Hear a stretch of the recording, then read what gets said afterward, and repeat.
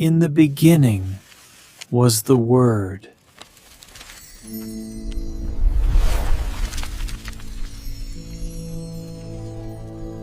자, 오늘은 한때 정말 끈끈했지만 나중엔 쓰라린 배신으로 얼룩진 어떤 관계에 대한 이야기를 해볼까 합니다. 근데 이 이야기의 한가운데 아주 중요한 감정이 하나 있거든요. 바로 기쁨입니다. 이 이야기는 사실 아주 오래된 편지에서 시작되는데요. 우리 모두가 한 번쯤 던져봤을 질문을 담고 있어요. 그러니까 그토록 사랑하고 희생하며 쌓아올린 관계가 어떻게 한순간에 와르르 무너져 내릴 수 있는 걸까요? 이 말 한번 보세요. 사도 바울이 갈라디아라는 지역의 교회 사람들과 처음 만났을 때 그들의 관계가 어땠는지를 딱 보여주는 말입니다. 아니, 서로 눈이라도 빼줄 수 있을 정도였다니 정말 대단하지 않나요? 믿기지 않을 만큼 끈끈한 사이였던 거죠. 그러니까 이 말이 바로 그들 관계가 가장 좋았을 때 그 정점을 보여주는 거예요. 근데 중요한 건 바울이 이 글을 썼을 땐 이미 뭔가 아주 심각하게 틀어진 뒤였다는 겁니다. 과거를 돌아보면서 쓴 거죠. 자, 도대체 무슨 일이 있었던 건지 지금부터 한번 파헤쳐 보겠습니다. 이 관계가 얼마나 특별했는지 제대로 이해하려면 바울이 그들을 만나러 가기까지 겪었던 일을 좀 알아야 해요. 보세요. 가는 곳마다 쫓겨나고 돌에 맞을 뻔하고 심지어는 돌에 맞아서 죽은 줄 알고 버려지기까지 했어요. 정말 말 그대로 목숨을 걸고 메시지를 전하러 간 겁니다. 그러니까 이런 고생 끝에 만난 갈라디아 사람들이 보여준 그 뜨거운 사랑이 바울에겐 얼마나 더 크게 다가왔겠어요. 자, 그런데 이렇게 강렬했던 시작이 무색할 만큼 이 관계가 틀어지기 시작합니다. 한때는 바울을 그렇게나 아끼고 따랐던 사람들이 이제는 바로 그에게 등을 돌리게 된 거죠. 이 변화가 정말 드라마틱합니다. 과거와 현재를 한번 비교해 볼까요? 처음엔 하나님의 천사처럼 영접했다가 나중엔 너희의 원수가 됐냐고 묻는 사이가 됐어요. 눈이라도 빼줄 것 같던 사람들이 이젠 다른 길을 따르고 있고요. 도대체 왜 이렇게 됐을까요? 갑자기 나타난 새로운 선생들이 전혀 다른 메시지를 퍼뜨리기 시작했고 그 혼란 속에서 사람들의 마음이 돌아선 겁니다. 한때 영웅 같았던 바울에게서 말이죠. 이 소식을 들은 바울이 얼마나 충격을 받았겠어요? 그래서 급하게 편지를 씁니다. 이게 바로 우리가 아는 갈라디아서예요. 얼마나 다급했는지 평소에 쓰던 그런 따뜻한 안부 인사 이런 거 다 건너뛰고 그냥 곧바로 본론으로 들어갑니다. 문제의 핵심을 바로 찔러버리는 거죠. 그래서 이 편지는요, 그냥 차가운 지정 논쟁 같은 게 아니에요. 이건 마치 자기 자식들이 큰 위험에 빠졌다고 느낀 영적인 아버지의 정말 절박하고 진심 어린 호소에 가깝습니다.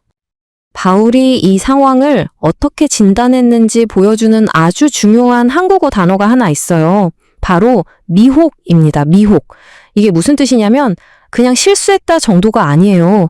무언가에 완전히 홀려서 정신을 못 차리는 상태. 바울은 갈라디아 사람들이 바로 이 상태에 빠졌다고 본 겁니다. 그래서 바울이 정말 말을 아끼지 않아요. 어리석도다 갈라디아 사람들아, 누가 너희를 꾀더냐? 이렇게 직접적으로 묻습니다.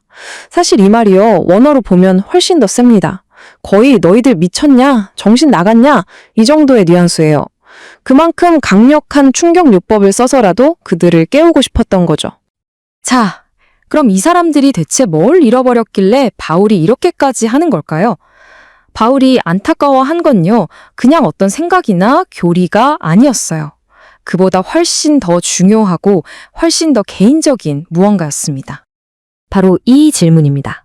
너희의 복이 지금 어디에 있느냐? 이게 바울이 던지는 가장 핵심적인 질문이에요. 근데 여기서 복이라고 번역된 단어가 사실은 기쁨이나 행복이라는 뜻에 훨씬 더 가깝다고 해요. 그러니까 다시 말하면 너희의 그 넘치던 기쁨 다 어디 갔느냐 하고 묻는 거죠. 그 기쁨이 사라지니까 그 빈자리를 뭐가 채웠을까요? 바로 이런 것들이에요. 서로를 비난하고 불평하고 두려워하고 중요한 목적 대신 자꾸 사람만 쳐다보게 되고 결국엔 원망만 남는 거죠. 바울은 바로 이걸 지적하는 겁니다. 당신들이 원래의 메시지에서 돌아서는 순간 당신들의 삶을 바꿨던 바로 그 기쁨과 목적의식까지 몽땅 잃어버렸다고 말이에요. 자, 그럼 이제 어떻게 해야 할까요?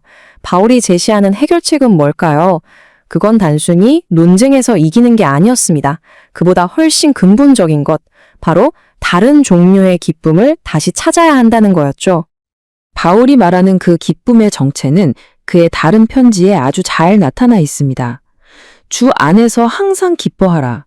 내가 다시 말하노니 기뻐하라. 여기서 중요한 건 항상 기뻐하라는 거예요. 즉, 상황이나 환경에 따라 왔다 갔다 하는 그런 기쁨이 아니라는 거죠. 이 기쁨을 누리기 위해 필요한 조건은 딱 하나입니다. 바로 주 안에 있는 것. 이게 바로 흔들리지 않는 절대적인 기쁨이라는 거예요. 내가 부자든 가난하든 배가 부르든 고프든 그런 외부 조건과는 전혀 상관없이 누릴 수 있는 기쁨. 오직 내적인 연결에만 달려있는 거죠. 이렇게 해서 우리는 이 오래된 드라마의 끝에 다다랐는데요. 결국 이 모든 이야기는 우리에게 아주 중요한 질문 하나를 던지는 것 같아요. 바로 이거죠. 행복과 기쁨의 차이는 뭘까요? 상황에 따라 쉽게 왔다가 사라져버리는 감정이 행복이라면 그보다 더 깊은 곳에 뿌리내린 어떤 상황에서도 흔들리지 않는 감정이 바로 기쁨 아닐까요? 이 갈라디아 사람들의 이야기가 우리에게 주는 가장 큰 교훈이 바로 이것일지도 모릅니다.